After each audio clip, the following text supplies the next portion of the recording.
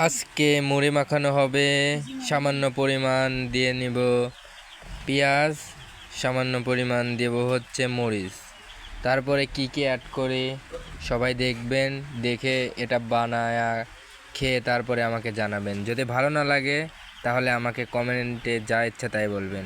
চলুন অ্যাড করে নিব এখন লবণ।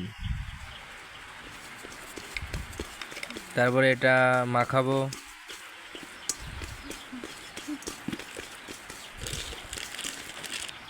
এর সাথে অ্যাড করে নেব এখন খাঁটি সরিষার তেল।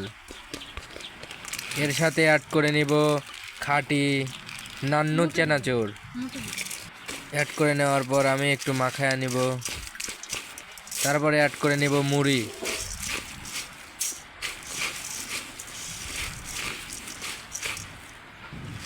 মুড়ি এখন ভালো করে ফিনিশিং করে মাখাবো। মাখানোর পরে আর একটা জিনিস কিন্তু দেওয়া বাকি রয়ে গেছে, ওটা এখন দেব। এরপরে নিয়ে নেব খাঁটি গরুর ঝোল। ঝোল চার সাইড দিয়ে কিন্তু কারো মেখে নিব, তাহলে ডবল টেস্ট পাবো। ভালো করে মাখাতে হবে।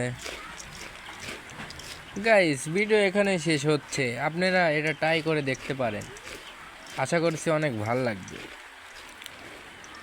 বিদায় নিচ্ছি, খোদা হাফেজ।